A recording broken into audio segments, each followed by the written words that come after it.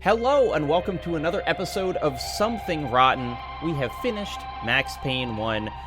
What else but to go straight on to Max Payne 2, The Fall of Max Payne, a game that I have been looking very much forward to playing. We've played the first half of it. Blake Hester is here, as always. Blake, how's this game living up to your memory? My God, Jacob. Here's the thing. We had two episodes about Max Payne 1, and I talked about my deep nostalgia. But what I failed to mention was Max Payne 2 was really the core memory of my childhood. And I sat down yesterday because I procrastinated, had to play this thing about 3 hours straight, nonstop.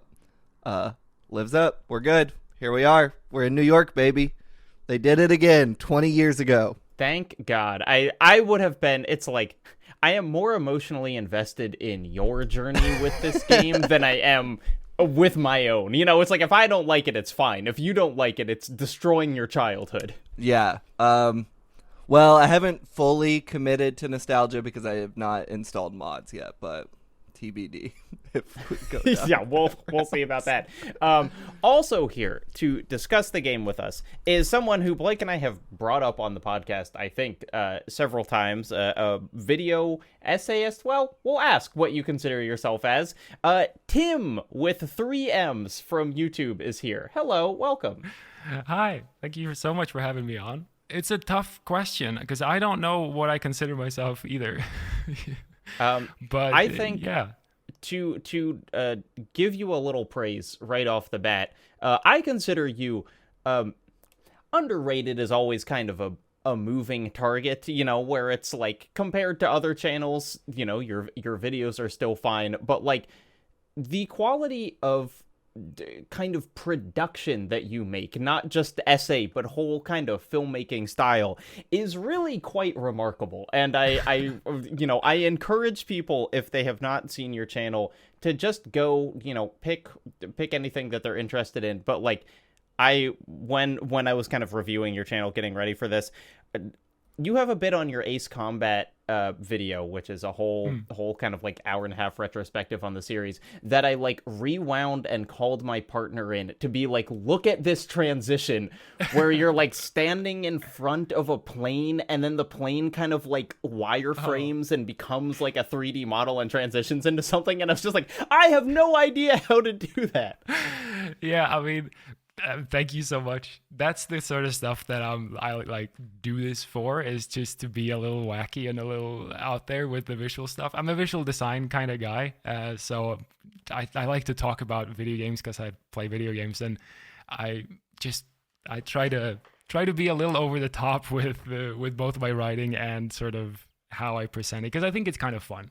Do you have a like professional background in filmmaking or anything, or is it just a hobby? Or like thing you do? No, it was just a hobby. Wow. Now I'm in university for it, but wow. Okay. No, I was just like, I kind of want to do something with a camera, and then I did it. So. That's crazy. Yeah, I was talking to my roommate about you yesterday, and I was like, he must like work in film or something. Like, no, I kind of wish at this point, but yeah, no.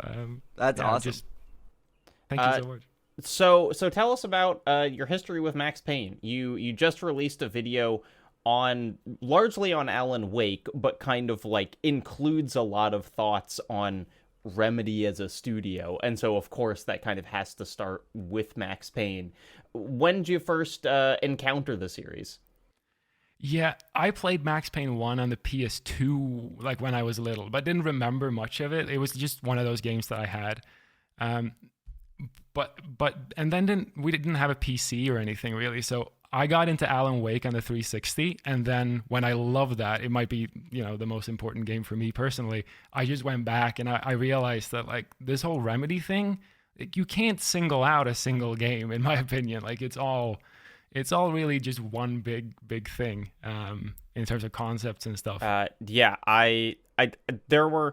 we'll talk about it. Like at the beginning of this game, I was kind of missing some of the like Remedy vibe, feel, or whatever, and then like a couple hours in, there is like a theme park level, and I was like, oh, there it is, and it all came kind of pouring back of like, there's their kind of weirdness that they're injecting into this. Anyway, Max Payne 2 released 2 years after the original Max Payne, which is a fairly quick turnaround. Yeah, 2003. This game looks visually like it came from a different dimension. That was like, that's wild. It's crazy because the first one we talked through the whole development, but was like announced in 96 or something and was like delayed and delayed and delayed. And then this one they had an incredibly quick turnaround on. Was that the year you were born, Jacob? 95, baby. Tim, were you alive 94, yet? baby. Oh, same. Oh. Same.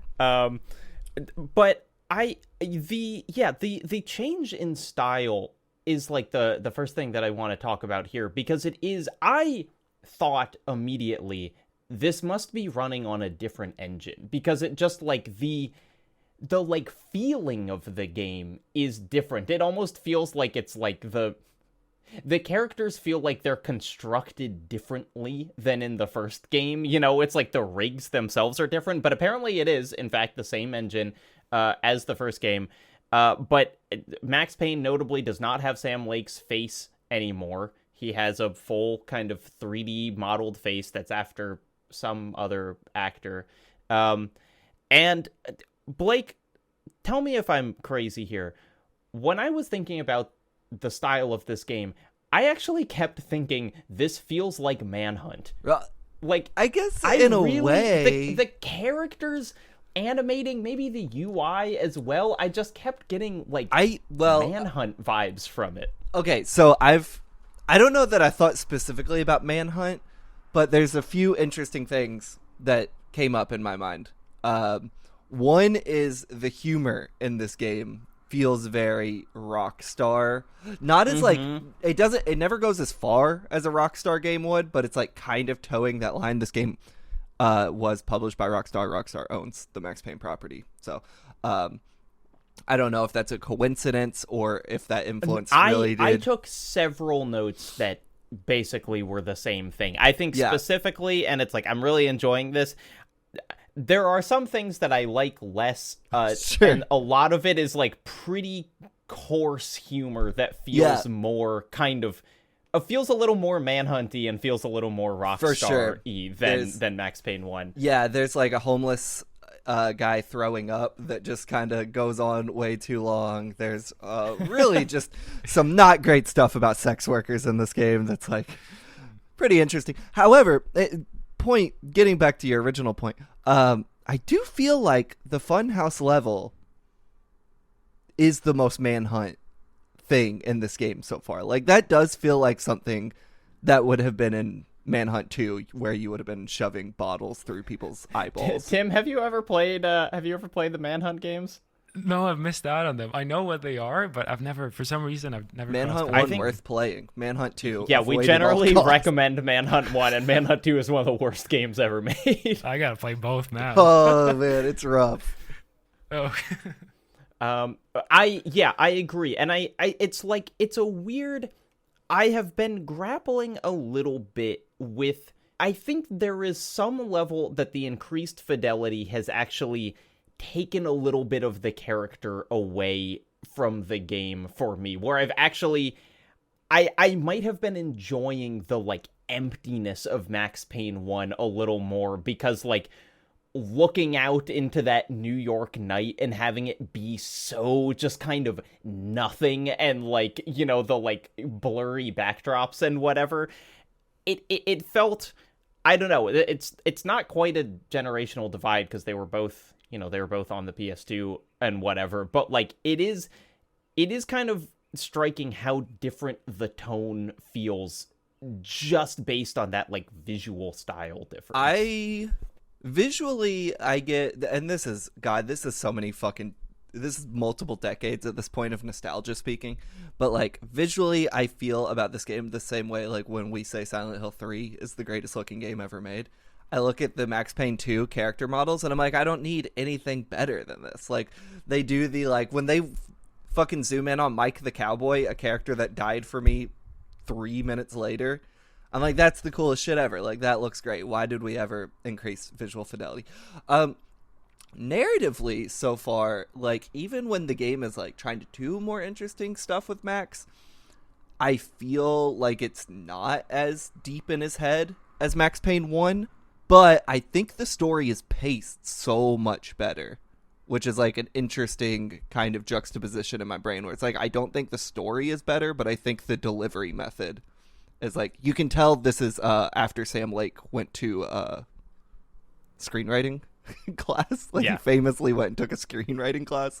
That I think even though Max Payne 1 has a better first half, it's not delivered as interestingly. Like, the way the game is jumping back and forth in cutscenes, like, especially that first cutscene where it's, like, telling two parallel stories at the same time, I think is, like, really, really good. It's just not really, really interesting. Yeah, Tim, as both a writer and a kind of visual stylist, how do you feel about, I guess, both the Max Payne kind of noir thing, but also, like, the, you know, the comic book panel delivery thing? Because that's another huge step up, where, like, I really like the ones for Max Payne, but, like, the Max Payne 2 comic book panels, you can tell that there's, like, double the budget going into them. Oh, absolutely. And I think that just stretches over, like, you touched on character models as well. Like, I think everything is almost, like, universally better in terms of that aspect of it. But, like, I don't know if it's become a thing now when everyone loves Sam Lake so much. And I mean, I'm a part of this too. The guy is endearing as hell.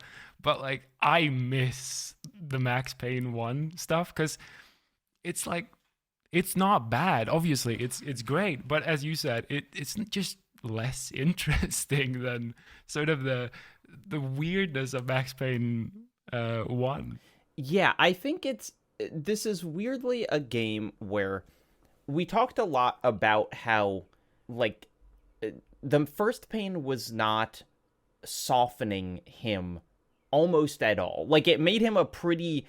it didn't give him, like, a save the cat, you know, that he really just seemed like a kind of piece of shit who was, like, you know, the guy he was fighting was bad, but, like, he was also just murdering dozens of people without kind of, like, any regrets about it.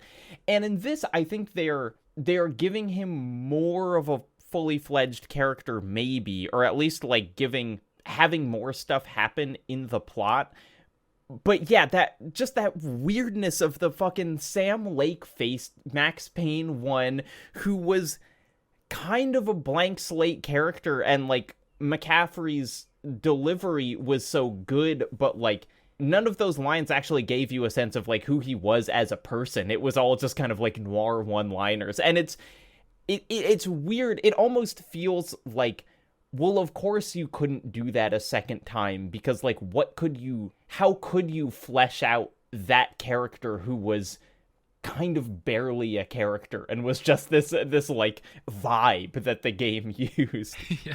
I will say, like, some of that is still in this game. Like, if you take the time to watch the TV shows and look at the ads, like, those are all still Remedy employees. Like, Sam Lake is in the hospital one, where it's about the asylum, and then there are ads you can see that are, like, literally just other Remedy employees. So it's like, that is still there, just not as the focal point, which, I don't know. Yeah, he's in the, there's a Lords and Ladies, kind of, you know, Downton Abbey type thing, and it's just Sam Lake in, like, a wig and kind of an old-timey jacket. It's interesting watching this game shift from Max Payne, the psychopath, to, like, Max Payne, the obnoxiously depressed guy, which is, like, what Max Payne 3 would run with and kind of, like, cement as the character of Max Payne. It's, like, interesting seeing that born here. It's like, oh, he's so fucking sad in a way that's, like, so weird. Yeah. Did you all find the recorded phone sex conversation he had? Yes. It's no, and I'd never heard of that before. Dude, it is like, I had remembered this from when I was a kid. Like, I beeline trying to find this thing. It is, like, possibly the perfect encapsulation of the Max Payne character. He calls a phone sex line, which you see advertised throughout the city, and the sex worker that ends up, like, helping you out in a mission, she works there. There's some deep lore behind this phone sex line. But he calls it, there's a worker there named Mona. So, of course, he clicks and chooses Mona. And she's like, it's pretty obnoxious. She's like, oh, what do you want, baby? And he's like, I just want someone to talk to. Oh, and then she has the funniest line. She's like, we're a phone sex line. All we do is talk. And then he, of course, is... I'm looking at the script here. Yeah. He says, how do you fix something like that? How do you make amends? I thought it would help, but it only made it worse. And she says, funny. Just give me your credit card number and I can listen to you talk all night.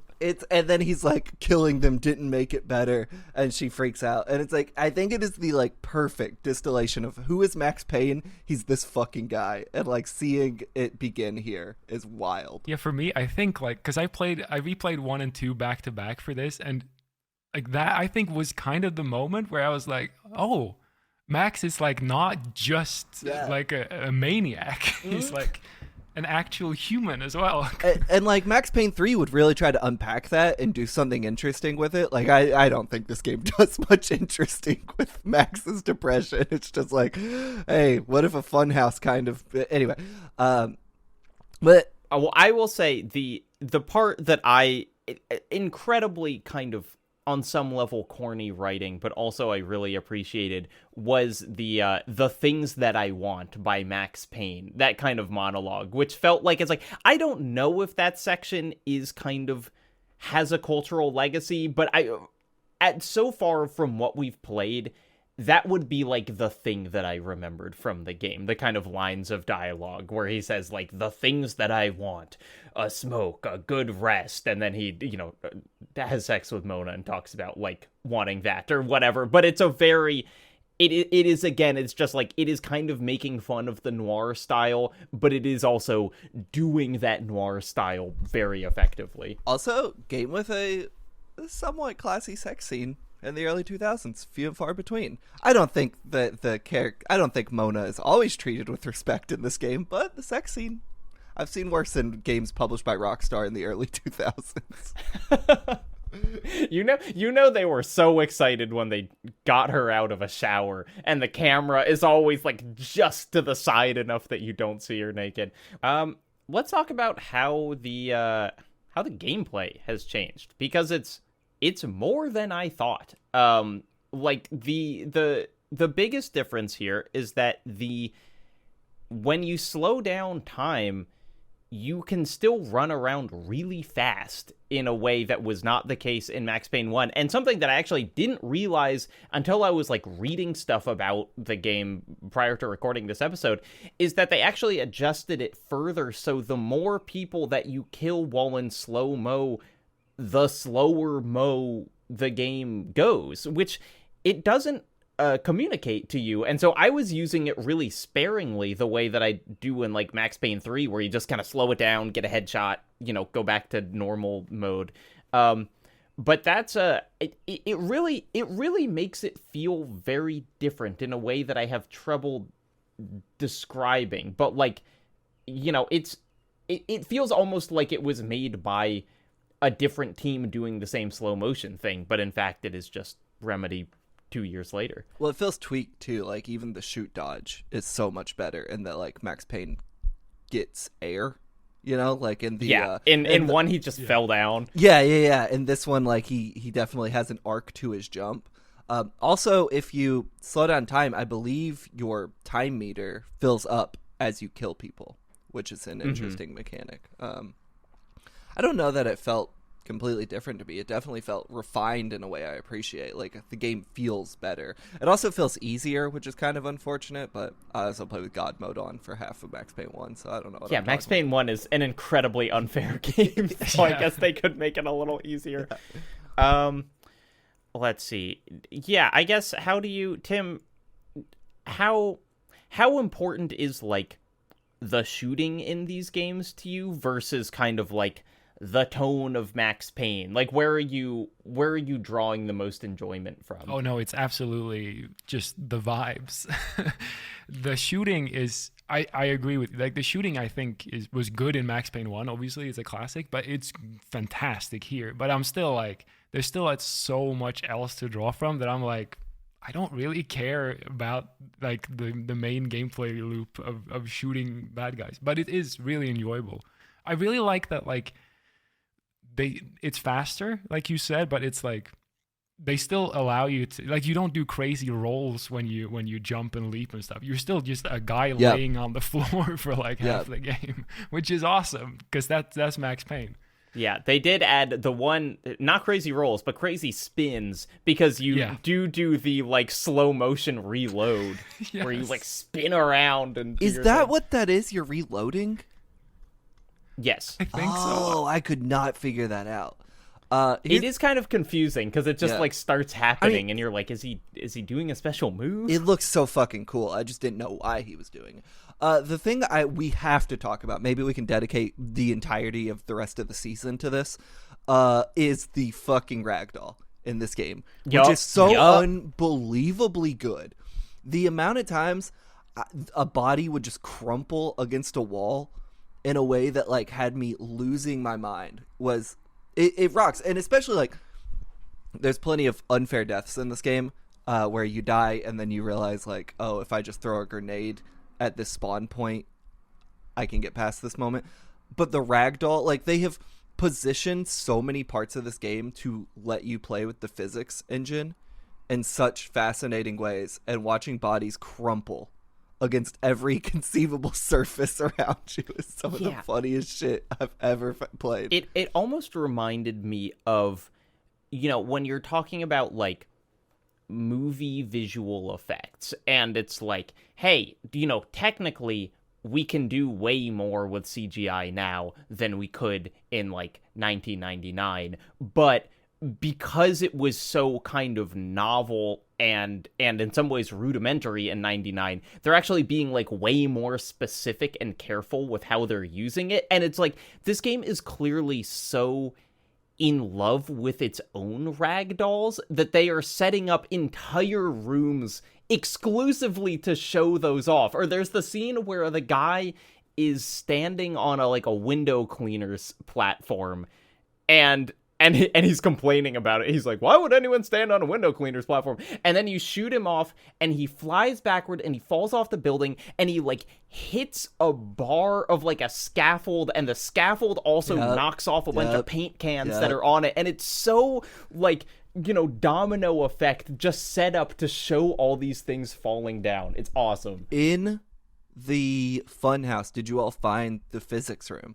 I don't think so. There's a room with several things placed around it. It's like it looks like a storage room, effectively. And in there, like, you can play with a bunch of different physics items. Like, there's one that just shoots a ball across the room, which is really fun. There's a what are those fucking things called? Seesaws? Is that what they're? There's a seesaw with tires on it that you can play with, like making go up and down. It's really cool, but there are like various rooms where there are no guys that you can find in this game that just have a fun little physics interaction. There's another one in the building that's blowing up where they've placed dozens of chairs on top of an explosive, and if you shoot the explosive, you get to watch the chairs fly around the room.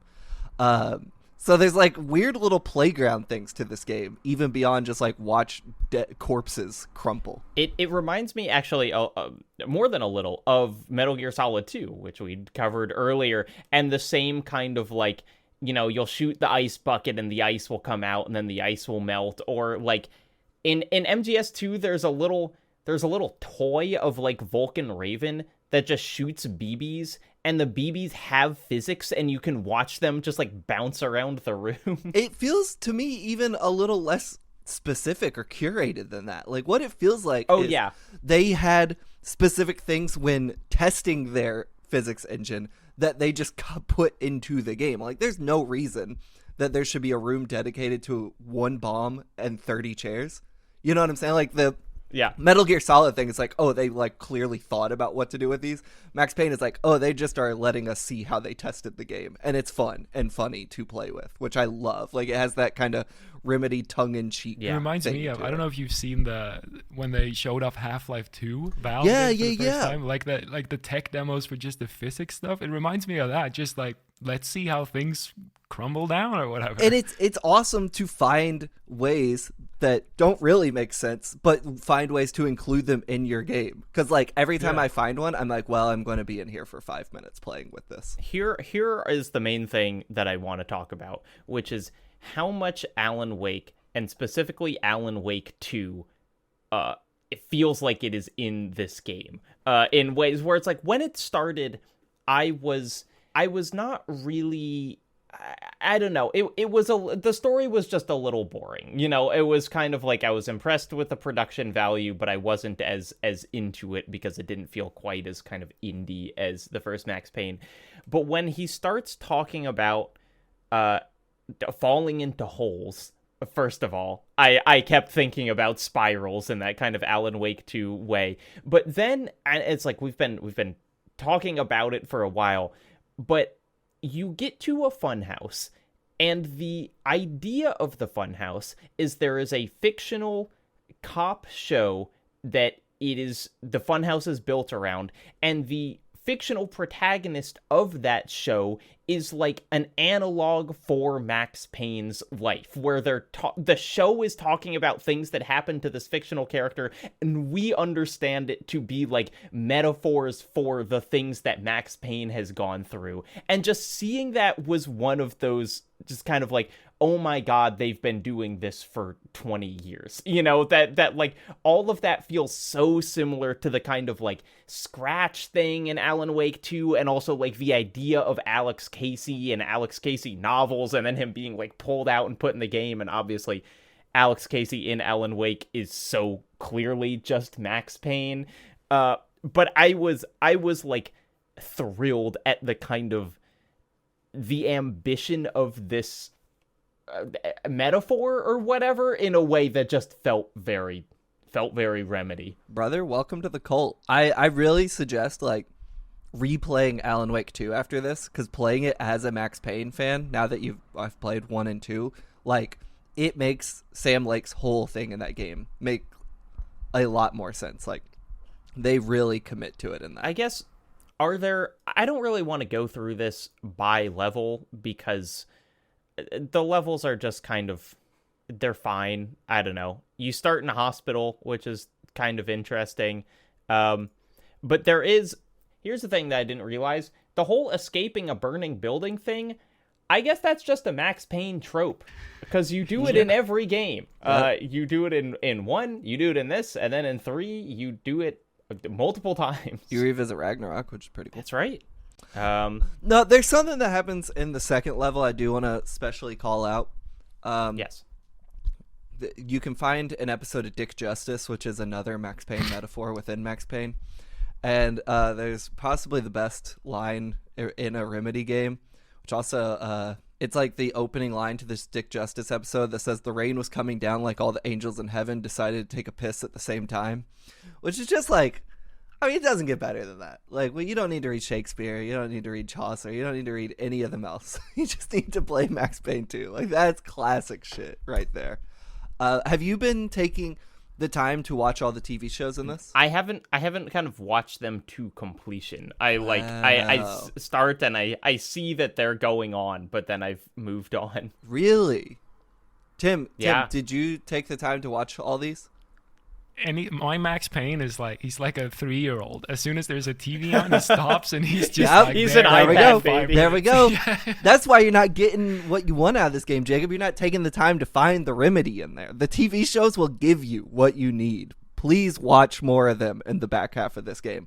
Because one, you find great nuggets like that line where they're just like clearly fucking around and came up with fucking comedy gold, like all the angels in heaven decided to take a piss at the same time. This is brilliant shit. Also, I feel like that's where a lot of that Remedy weirdness you might be missing is like hidden in this game.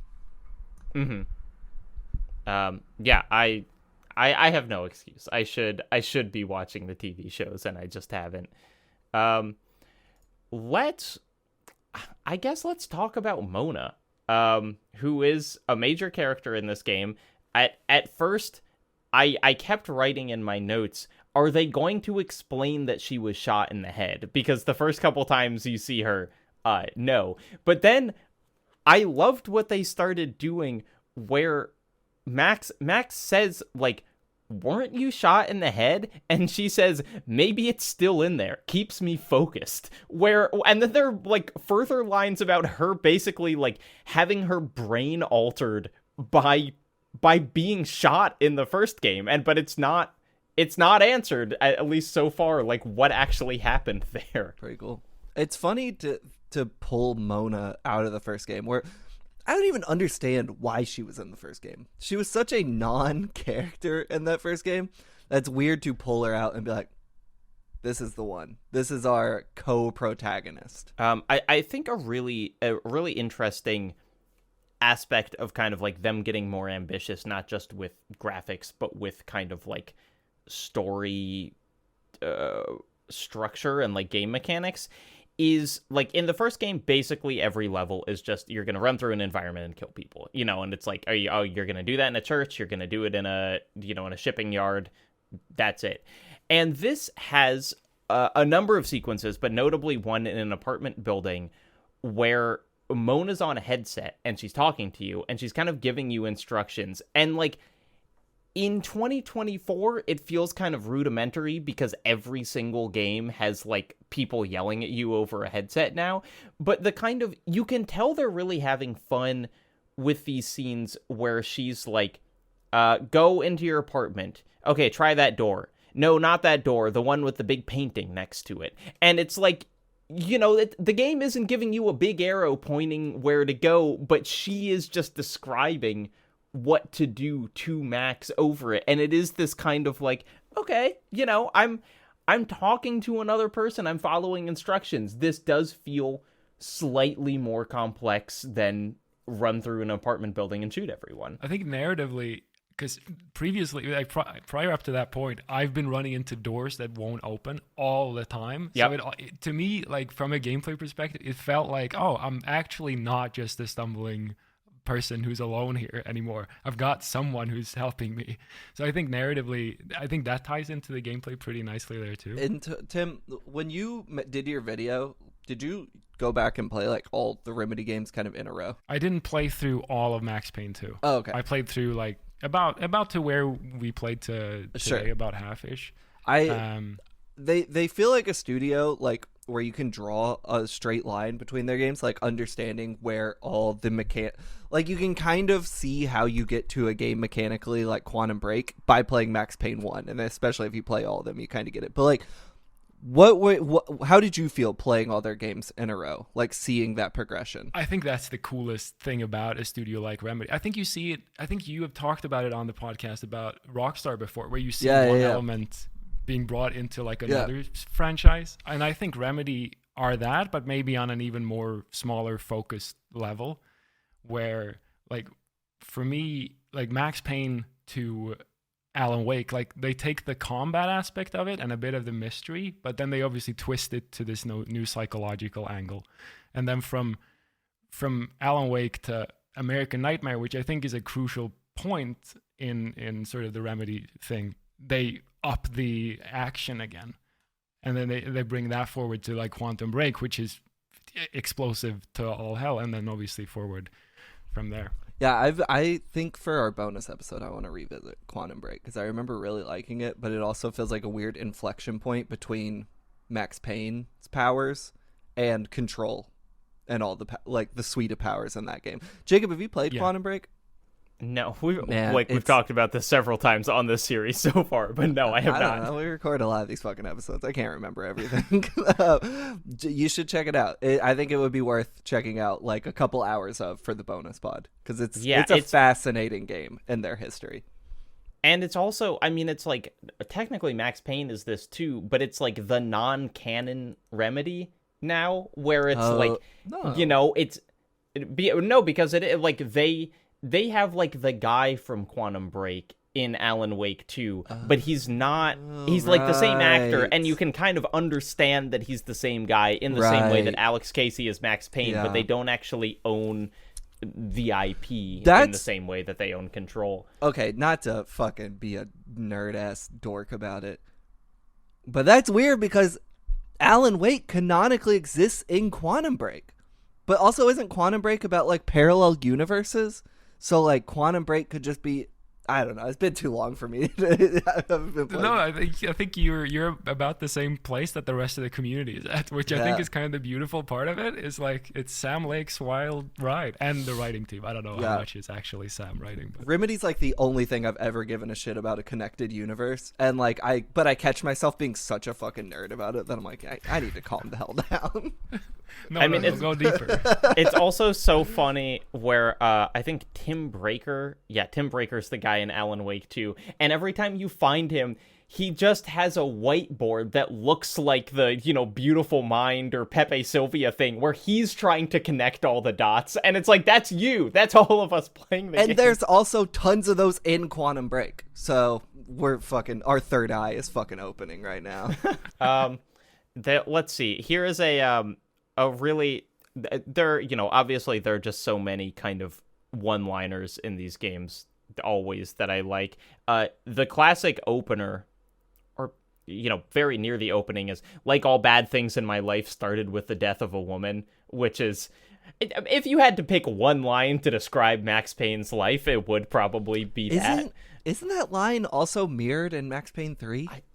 It seems like it would be. I really think it is. Certainly they kill a bunch of women in Max Payne 3.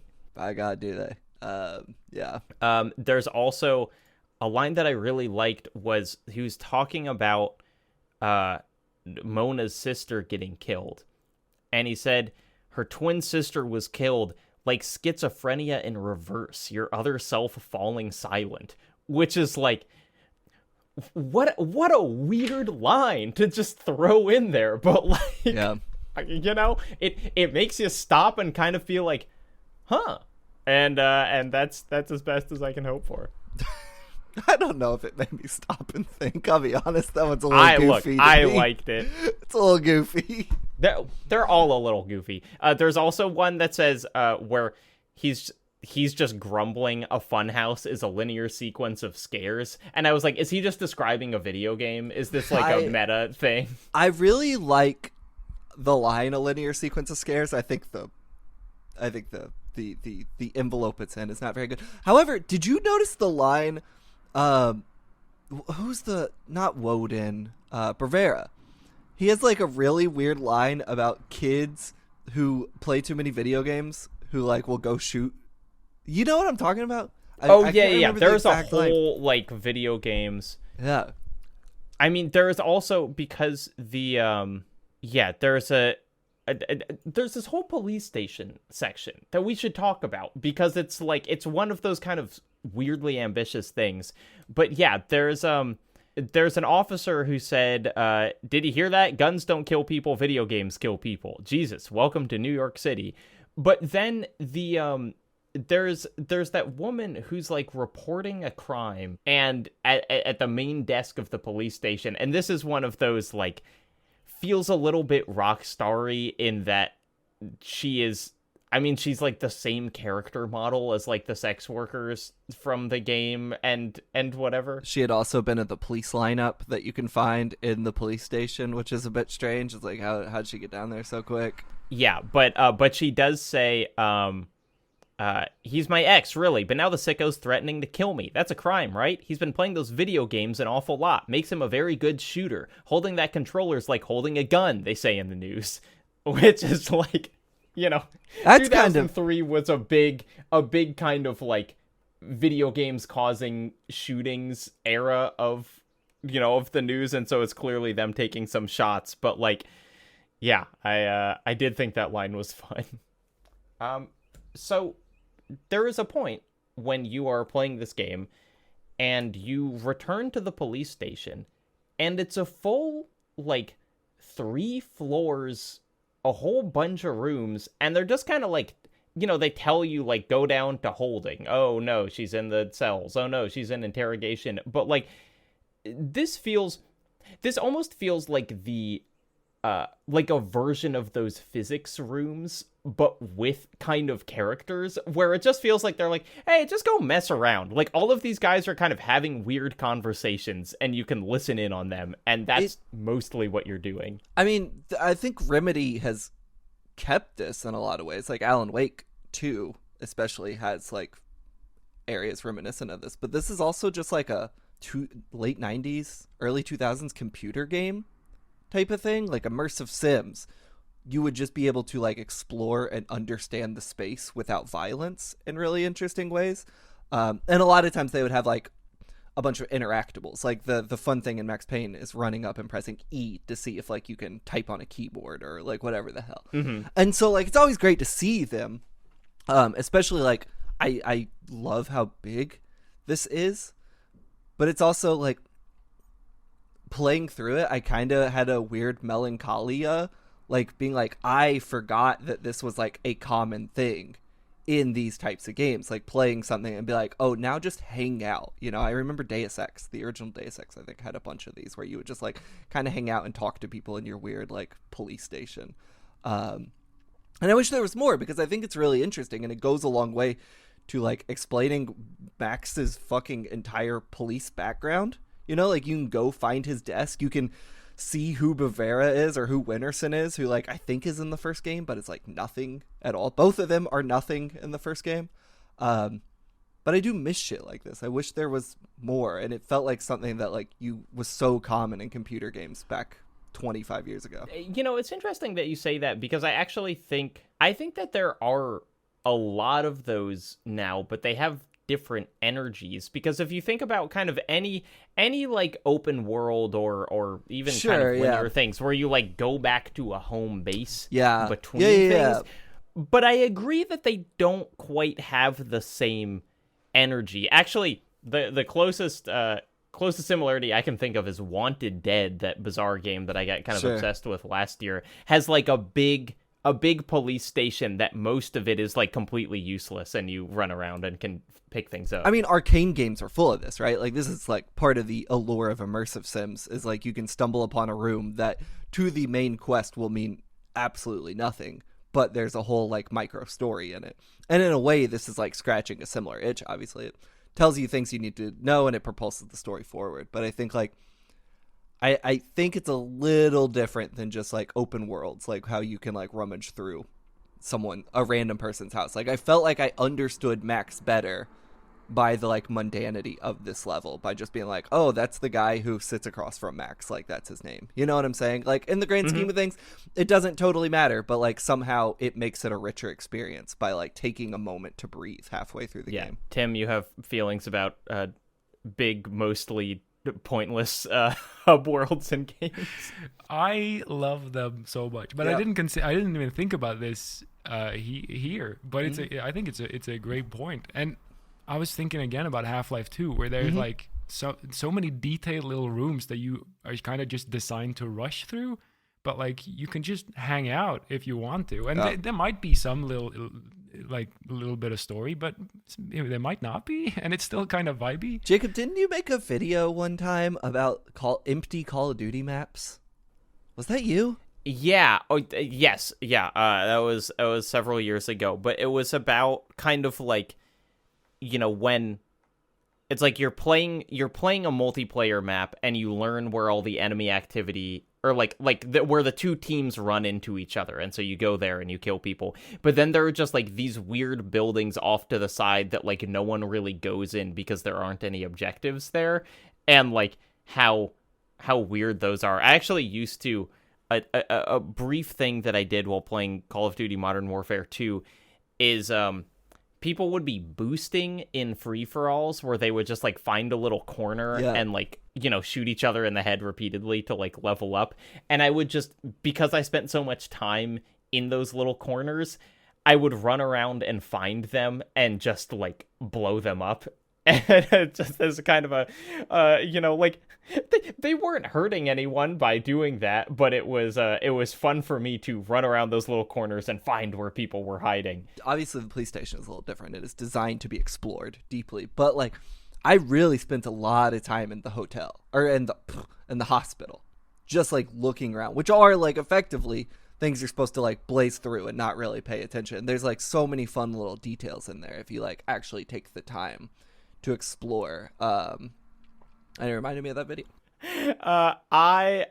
There are also, similar to the kind of take your time, smell the roses design ethos, every single enemy group that you run into is going to be having a conversation that you can just stop and listen to, like, every time. And it's both gameplay useful because you get surprised going through doors slightly less because they're like talking, and so you know that there are enemies in there. But also, I mean, my favorite one is when you're in, when you're kind of in that big kind of high-rise apartment building, there is a dude just fucking jamming on the piano, and you can just like let him play this whole song, and it's like he's just playing the piano, and then you can shoot him and his friend, and you go up to the piano and do the da da da da da da da da da da. You can play the little Max Payne theme. But yeah, I love. Again, it feels kind of like technologically they're like, oh my gosh, we can store enough audio files on a CD that we can actually just put in all this ambient dialogue. Yeah. In that apartment building, which they say is on the Upper East Side, that's not what the Upper East Side looks like. That's a Midtown Manhattan apartment building. Thank you very much. But there's a point when this dude comes out of an elevator and it does the like zoom in character introduction. I'm like, oh, this is about to be a bad dude. I'm gonna follow him the rest of the game, and then you kill him literally 20 seconds later, which I thought was so funny. And I love that Mike the Cowboy can immediately die. Like, I'm not sure the thought process behind some of these characters, or it's like, this is a named character, he's important, and then you immediately kill him. I was like, what was the point of this fucking guy? It reminded me, I wrote they're doing the Yakuza name thing. yeah. But then, Tim, like, have you ever, just out of curiosity, have you ever played any of the Yakuza games? No, I've only seen the clips, but I'm yet to get in on the Yakuza. I think, from what I know about your game taste, it seems like you would be into them. They are good, weird, kind of grungy. That's a video waiting to happen right there. It okay, also I'm bumping that up the list. Don't do the whole series. It'll kill you. It's like 1,000 hours of games. I have to though. Do the whole series. Do the gacha game that never came to the West. There's a zombie spinoff that's really cool. There's 2 different samurai games. Like, you got to do them all. Don't listen to Jacob. It's worth it. That sounds easy enough. Yeah, no, I'll do the whole series. Don't worry about it. Hell yeah. Fuck yeah. The bad news is, the first game you'll play, Yakuza 0, will be the best of all of them, and then you just play games that aren't as good as the first one, so it is what it is, though. Did you know that that Thor High Heels, our friend who was on this podcast, they said they started with the zombie one just because they were like, it looked cool. Look, I don't know Thor super well, but that checks out based on what I know. Tim, this would be like if you played Red Dead Redemption Undead Nightmare, and then we're like, I guess I'll check out those games because I like this. Like, it is a zombie spin-off that has nothing to do with the series. I respect it though, because like, it's like, yeah, this looks cool, I'm gonna go here, I'm gonna play this one. Sorry to derail this whole thing to talk about the Yakuza games really quick, but there's so many little details in the world that are great. I don't know if they often revolve around the same open world, and they have for like 20 years at this point, where like you can watch the same small open world map progress over multiple generations of consoles. So you like really become attached to like a certain building. Jacob hates this story, doesn't even want to hear. You become like really attached to like a certain building in Kamurocho. But Thor, because Thor sees the world through this like hyper specific lens, is not obsessed with a certain bar or a certain street. They're obsessed with a air conditioner unit that I don't even know where is in the entirety of the series, but they have specific parts in multiple videos where they show this air conditioner unit in different games. Like, they are obsessed with it, and I just I love it. That's so funny. Yeah.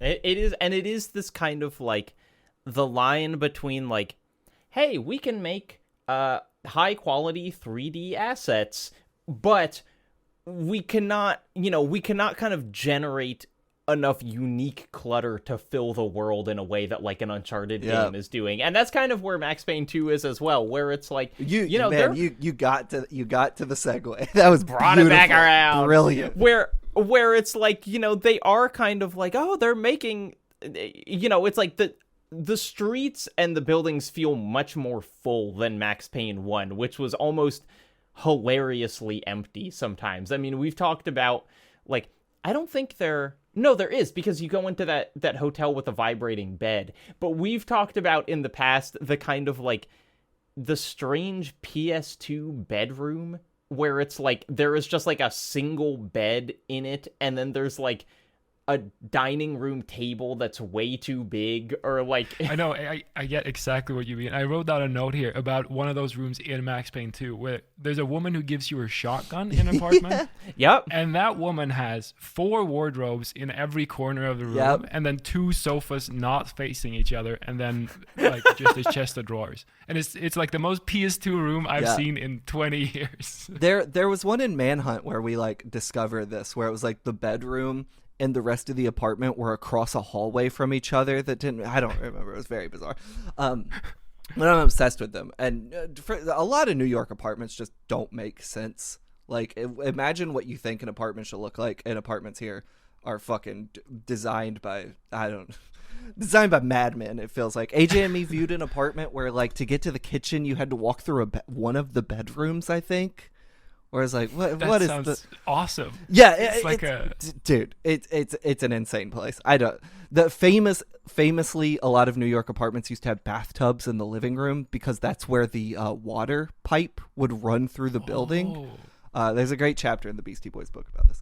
Anyway, point being, when we could explore a New York apartment building in this, I'm like, first off, these apartments are fucking huge, but they also have the like classic New York look that's like, I don't know where those apartments are. They've probably been completely remodeled at this point, so none of them look that way.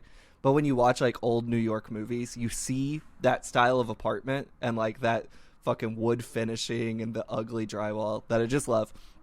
However, point being, I explored these apartments trying to be like, what's the layout? Does any of them make sense? And it's like Max's kind of makes sense. And then you start entering other people's and it's like, they just don't have kitchens. They just don't have bathrooms.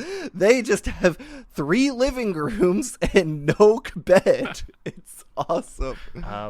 So this game is divided into three parts, each of which have several chapters within them. And here's one thing. We left off, I did not do this intentionally because I don't know the plot of this game, but we ended right where it introduces that you were going to be playing as Mona, which I didn't know was a part of this game. And so I'm excited to do that.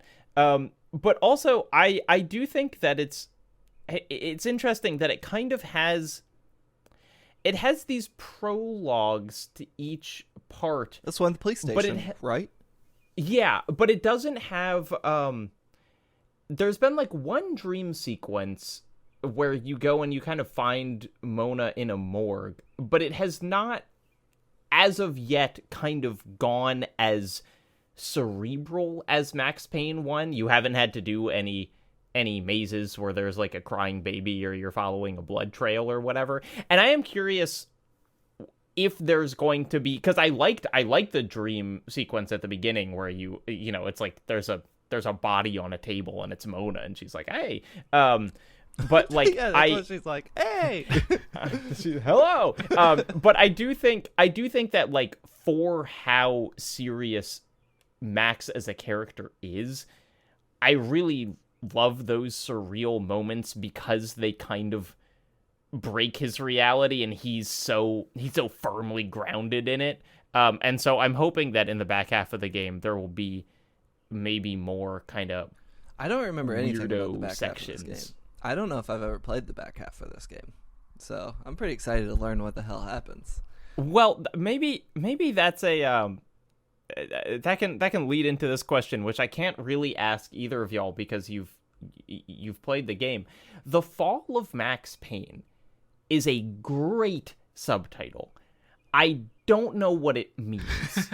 Yet, you know, it's just like, it seems like it's just another adventure of Max Payne, but like I am really excited to see his fall, whatever that means. Preying on his downfall. Also, Max Payne 3 doesn't have a subtitle, right?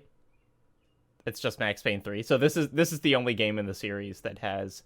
And then Alan Wake 2 doesn't. Is this the only named sequel that Remedy has made? I suppose. I guess so. if you count American Nightmare as like Yeah. an Alan Wake sequel, that kind of is there. I mean, TBD on Control 2. Yeah. I would love for Control 2 to have a bananas subtitle. Control like it's 2, just yeah, it's like the fucking what is the Academy? What are the big pyramids that talk? Like it's just something like board. that. Yeah, the board. yeah. My partner, she just played through Control, and the texts I got as she was hitting the ashtray maze and the fake ending were wild. She texted me at one point. I was like, that can't be the end, right? I was like, I'm not even going to reply. Like, she'll figure it out on her own. She's got a lot more going on. But good stuff. Control 2, the Nomad Soul. Blake, you know Omicron, the Nomad Soul, the Quantic Dream game that David Bowie's in? Yeah, I was just at my parents' house, and my dad has a copy of it in their living room for some reason. Whoa, It's just that like, rocks, though. I see it On all display. the time. No. It's just like in a box, but I saw it every single day. I'd walk past and be like, oh, that's Omicron. That rules. Anyway, what about it? That's it. I was just telling someone, I was like, there's a PS2 game that David Bowie's in. And they were like, that's not real. And I was like, it is absolutely true. It's made by the greatest writer in video games, David Cage. Actually, Omicron, is it Omicron or is it Indigo Prophecy that David Cage, a 3D model of David Cage comes out and introduces the game, which is like kind of cool for its time. It's one of them. Yeah, it's Indigo Prophecy. You know what I'm talking yeah. about? Yeah, he's in the Dude. tutorial. That rocks. It's so good. awesome. Like, It might be the best game and- ever made. dude, here's the thing. A broken clock is right twice a day. He I don't know. It's the cool shit. We should play, Jacob. We should do a Quantic Dream season. Boy, that would be... I've never beaten any of them. And it's like Heavy Rain certainly seems like it's worth a revisit. I loved Heavy Rain and Beyond Two Souls, which I understand Beyond Two Souls was never. Did you finish Beyond Two Souls? Oh yeah. I feel like you might be one of like 20 people in the world who like played that game to credit. As I understand it, Heavy Rain was I remember Heavy Rain was a popular game when it came out. Yeah. And even now, people are like, it's all right. It was kind of good for its time. Beyond Two Souls, I think I'm in a very small minority of people who are like, that game was good.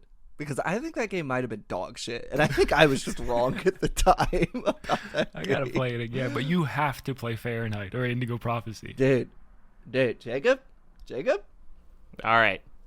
Mark it down. Put it on our spreadsheet. You can blame me, 2025. but it's We'll do it. going to be worth it. I guess one thing that is an interesting difference to this game is like because of the budget, they are animating more things in engine than the previous. So you still have the comic book panels, but you also have, you have characters, you have the Yakuza zoom-ins. One thing that I did really like is when you are fighting through that funhouse and then Mona is also fighting through it in a different place, and it'll occasionally give you like a slow-mo zoom in on her like shooting people with a sniper or like running along and like, gunning guys down with an SMG. And it is like I really like that they identified the comic book panels as like core to the identity, that they didn't just get rid of them because they could then afford to animate cutscenes, but they can show off a little, and they're doing it in ways that I think like really work for the game. For sure. How do you think they do? What would you want to see them do with that in the remakes? Because I don't love the way Max Payne 3 does it, like where it's kind of in the middle. Like I wish it would have committed harder to the comic book stuff. Like how do you think they update that? Oh, well, I mean, Max Payne 3 doesn't really do the comic book at all. It just does the weird, like, it's like the film is corroding or whatever. They do some panel stuff where it's like winking and nudging towards the comic book and stuff. they do like they write stuff on the screen. Yeah. So like in Max Payne 1 and 2 remake, like what do you all think? What do they do that makes it feel appropriate for the time while also like a good callback? That's a good question. Because it's like, can they make the comic books? Can they like do more with it? Could they like make them and then kind of like lightly animate them, or would that look cheap? Would it be better to just keep it as fully because it's like, yeah, I think they gotta keep the comics in some way, but it would be cool to see, somehow the 2024 tech powerhouse that Remedy now is, like, flexing that in some way. Tim, any thoughts? Yeah, no, I don't know. That's a great question. I was so caught on the remakes. I was like, are they going to do Sam Lake face or Timothy Gibbs face? I don't know. But I haven't even thought about the comic book. It feels like such an important part of Max Payne to me. Like, they have to... I was thinking, like, I don't know if you played Peace Walker, Metal Gear Solid Peace Walker. They have, and Portable Ops, I guess. They have also, like, the comic book style, but they have a little bit more animation in them. But I think those cutscenes look really cool. They look those are great, really neat looking. But I don't know if that would work here, because like they're obviously emulating like an old DC or Marvel type comic book. I'm not a comic book person, so I don't really know what I'm talking about. But yeah, I don't know. I wonder. Do y'all remember the game that they remade it recently, which is fucking crazy? 13, the old Ubisoft game. Yeah. They had that was like. That whole game was very comic book inspired. Like, it was cell shaded and everything, and it had like the automatopoeias popping up and shit. Automatopoeias? Is that the right word? The word, or where they say like "pow," that sort of thing. What are those called? Are they automatopoeias? I don't think it's on a. Well, maybe. Yeah. Who knows? Write in somethingrottenpodcast@gmail.com. Let us know. But they had like comic book cutscenes that I think moved a little more, but also the visual style really worked for it. And it's like, I don't think you make a cel-shaded Max Payne just for the cutscenes, but like, I wonder if there's some way to like pull from that philosophy. Maybe even Sly Cooper had some comic book stuff. What Remains of Edith Finch actually had a really good comic book section. Now that I'm thinking about it. Oh yeah, with the kind of the like Crypt Keeper. Yeah. Basically, where it had that whole little horror thing. Yeah, we got to talk more about What Remains of Edith Finch, man. That's a great game. Great game. We just keep saying over this whole thing, so curious about what those games are going to be, and they'll probably release like a trailer for them immediately before the season releases, just to like make us all look dumb. No, it's probably very far off. But it is a really interesting one, right? Because like, I feel like a lot of remakes, you can just imagine what it's going to be like. When they announced the Silent Hill 2 remake, there was no question. It was like, oh, it'll just be Resident Evil 2 remake, but Silent Hill. You know what I'm saying? With Max Payne, I feel like it's like down to like, whose face do you use at this point? Because there are 3 Max Payne games and all 3 have had a different face. The cutscenes were like born out of this technical necessity, but it became so iconic. It's like, well, if you do it now, it would look too stupid, but you have to do it in some way. Like, there's so many interesting questions about this that I think some remakes just don't have. Yeah, I would love if they took it as they were like, okay, everyone knows Max Payne cutscenes are stylized, so we're just going to use this as an excuse to take like a really big swing in some other direction, where it's like, we're not doing comic books, but we are going to do something that is like equally different from what the game looks like. I mean, do them all in fucking like live action. Do another like make another Nightless Night. Yes. Audio only, actually. There's no visuals. Just cutscenes sound. Are podcasts released bi-weekly. Yeah. Oh, hire us. We'll do them. Now, I guess we're just describing Quantum Break now. We're just saying put a TV show in the game. Yeah, but this time do it good. Do a good job. Quantum Break, not a good TV show. Good game, but is there anything else that we need to talk about in regards to this first half of Max Payne 2? Yeah. Yeah. Okay. What is it, Blake? The final level, when you go into a condemned building and there are just bombs everywhere, you can just throw a grenade into a room full of dudes, and then the bombs blow themselves up for like 10 seconds while you're not even in there, and you can clear the whole level by doing that. It's the funniest shit I've ever fucking seen.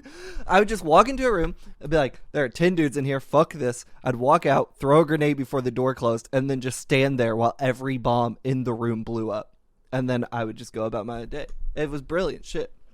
It's like, I really enjoyed that they had multiple different kind of bombs. Yep. So there was the kind that just exploded, but then they had the ammo boxes that would kind of be like pop, pop, pop, pop, pop, pop when they go off. I mean, I guess pun intended, because there is a funhouse level in this game, but like there is a lot of this game feels very tongue in cheek in that way, where it's like they have it's not like there was one room like this. Like, the level is based around being able to play this way, and I love that that's like a design decision to be like, commit to the bombs, commit to the fact that the player no longer has to enter rooms.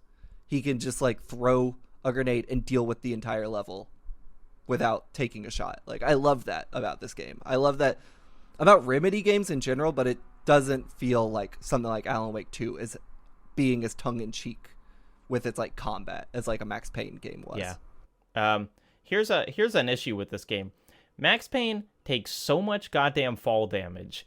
You step off like a 6-foot high thing and his like health meter goes all the way red. It makes you feel like, actually, Tim, I was laughing at this because there's a scene in your video where you have like an old TV playing Max Payne 2. Yeah. And I can see you, there's like a very cool looking dive off a big structure where you're shooting guys. And it's like, oh, look at him fall. And then he hits the ground. And I saw Max Payne's damage fill like all the way up. And it's like, the game should be encouraging me to jump off of stuff. Yeah. Compared to Max Payne 3, where he's often jumping 4 stories down, shooting dudes. I think about, in Max Payne 3, there's that level in the soccer stadium. And you can jump all the way down the flight of stairs, and you just reach the bottom and you're like bumping down the stairs, and he's fine.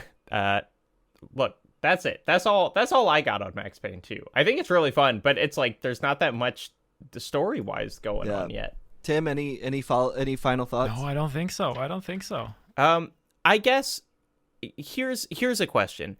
Remedy now, obviously you can trace a line from Max Payne to this, or to, Alan Wake and their kind of more ambitious, more literary stuff that they're doing now. I know they're remaking these games, but if they just like released another game that was in the Alan Wake line, where it was a more or less straightforward game where you just like killed a bunch of people, do you think that would be disappointing because of the studio that Remedy is now, or would you still be like, hell yeah, I love these games? I'm not sure I understand the question. Well, because it's like, Alan Wake 2 is kind of attempting so much, as is Control. Okay, I see what you're saying. I mean, I don't know, aren't they putting out like a multiplayer shooter? Project Condor or whatever? Yeah, and I'll find that pretty disappointing, my guess is. Maybe I'll be surprised. Yeah, it's like when Arcane announced Redfall, I was like, what the fuck is this bullshit? Like, are you out of your fucking mind? I don't want this garbage. Yeah, I think you can't go back to something like that, and I don't think they would. Like, I think remaking Max Payne, there's some implication there that it's going to be worth the time and effort, right, to invest in a remake. Like, the Max Payne series was never that successful outside of maybe the first game.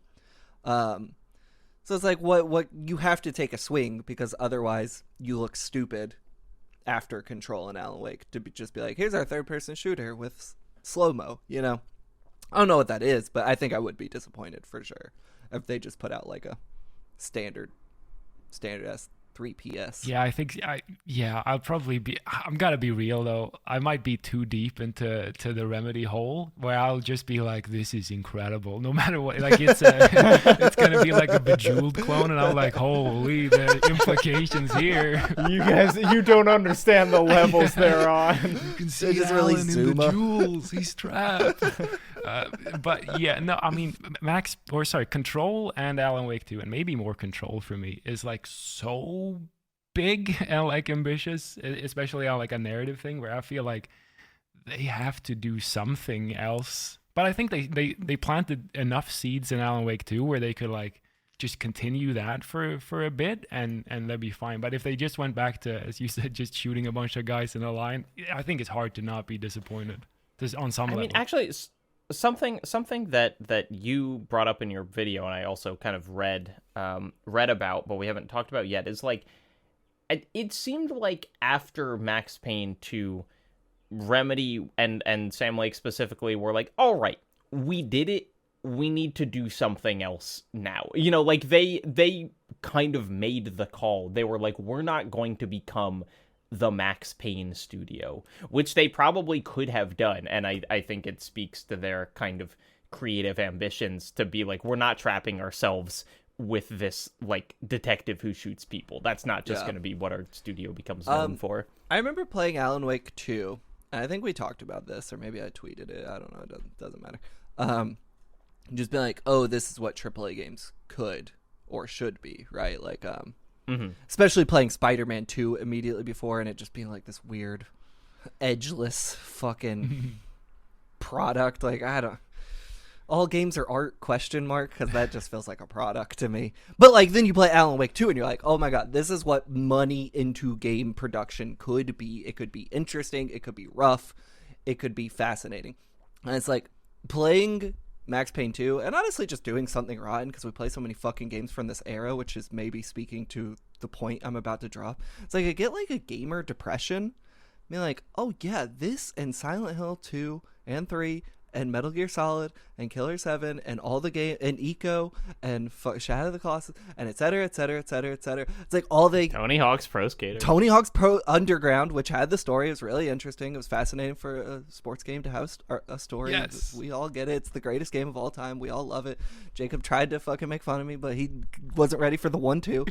I was saying that as another good game that came out in 2001. It was earnest. Yeah, well...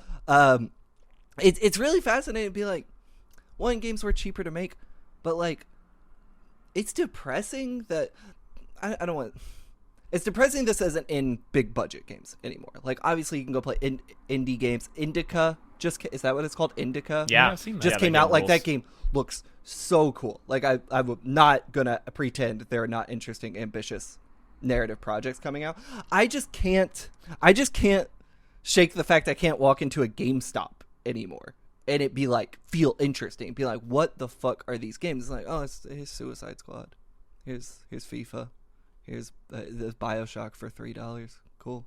You know what I'm saying? Like, it's like we play more and more of these games and I'm like, wow, there's like a malaise coming over me almost, or like an apathy where it's like, oh, it'll never be this interesting again in this space. I don't know, I don't have a broader question. Yeah, it's just something I keep thinking about as we play. Sorry, Jacob. But wrapping up my thoughts, like, as we keep playing AAA games from 20 years ago, it's like, what a fascinating time. Yeah, it certainly is. I mean, I remember when we read that the budget for Metal Gear Solid 2 was like $10 million or whatever, and it was like, what the hell? Like, $10 million doesn't even get you, like a Hellblade in this day and age. I think... obviously that stuff is going on in the indie world. I'm hoping that the kind of seeming collapse of the AAA structure where they're making games for 7 years that come out into a climate that has decided they hate the genre that they started making 7 years ago will kind of encourage more AA development that could kind of approach this sort of scale again. But I do think it is... it's like the demands of fidelity and polish that games have now, I think means that, like, it is just harder to make a game, like, with this team size. That it either has to be, like, 10 people or 400 people. And there's kind of not an in-between. 400 people with 17 outsourcing studios. Yeah, that too. Yeah, it's just like, obviously there's 10 different layers of nostalgia with it too, because like I was a kid when all these games were coming out and I would see Metal Gear fucking commercials on TV, and then I was like, well, I'll play that game in 20 years, I guess. I didn't play it when it was coming out. But it's like, I do think there's something like we recently talked about, like the fun of going in bookstores and just being like, what the fuck are any of these things? And like, I just don't know how you would ever get that from a game store. Words on a page? You know what I mean. I think that is like truly lost, at least in America. You could go to Japanese game stores and get that handily because they have kept a like thriving game store community there. But like, I'm not going to walk into a GameStop and ever get the sense of discovery again from being like, what are any of these fucking games? Or just feeling like, oh, I've heard about 20 of these games and they all sound interesting. That I think is like kind of sad and kind of lost. And That's why I'm not playing new games anymore. I've decided to divorce myself. He's from done. Timm, any thoughts on the depression of our current era? And No, perhaps if you don't feel it, or you do. I feel it. I was like, I can't go into this. This is gonna be too sad. I relate to everything you're saying, but I will say, like, and I mean, everyone said that like the savior of the games industry is indie games, and I so relate to the lack of feeling like the sense of discovery of going into like a game store. But I will say, going on like Steam or wherever and just seeing like newly released indie games, there's so many times where I'm like, this looks kind of cool, and like 4 people have reviewed it, and I buy it, and it's like, it's not, you know, a 30-hour long thing, but it's like I get some of that back, so I'm excited to see like that aspect of it. But yeah, no, like Alan Wake 2 is, I mean, it was one of my games of the year last year, but those for me are so far and few between. Yeah. I mean, and Blake, you got to play Dragon's Dogma 2, man. I know. You can't complain about the malaise of AAA without playing Dragon's Dogma 2. Renata's on me to play it. Jacob, can I have $60? No, thank you. Actually, I sent you almost that as our we don't need to talk meager about payout. Maybe we should talk about that, listeners. What's up? Netflix.tv/on the rock. Come on, pay up, chumps. Come on. I got laid off recently. Timm, thank you very much for coming on Something Rotten. Thank you talking so about much for having me. Max Payne 2, talking about what games even are anymore. We've said your YouTube channel is Timm with 3 M's. Do you have a video that, I mean, we talked a lot about your Alan Wake 1, but like, is that what you tell people to start with, or do you have another video that you're kind of especially proud of or would want people to kind of check out? Oh, that's tough. Yeah, no, I think the Ace Combat one people seem to like. I love Ace Combat. As someone who's never played Ace Combat but has always been pretty curious about that series, I really enjoyed that one. Yeah, thank you. Yeah, no, just YouTube channel is Timm with 3 M's if you want to check it out. It's stupid, it's dumb, but it's kind of designed to be because it's fun. I don't know. I'm gonna shout out your Red Dead video. It was the first thing that worked on my ultra wide monitor, which was pretty cool. I couldn't even get a game to run on it, but Timm had my back. I think that video is awesome. I think the way you shot it. That's the one where you go to like your grandma's old house, right? Do I have it right? Dude, that video is so good. And I'm not just saying that because I think you cite one of my articles in it. I think the video itself is good. The $60. I think the video is good. I'll Venmo you the $60 for that one. Thank you. And Jacob, I'll play Dragon's Dogma. But no, I think Timm, your work is so fucking good, and it like stands out in a crowded space. So I really hope more people fucking come watch you, because I think your shit is like very much worth the time and the effort you put into it. Thank you so much. Yeah. And thank you, everyone, for listening to the Something Rotten podcast. Next week, we will be finishing Max Payne 2, The Fall of Max Payne. For Blake Hester, my name is Jacob Geller, and every time it rains, I just want you to think that it's like all the angels in heaven are taking a piss all at once. So good. Bye.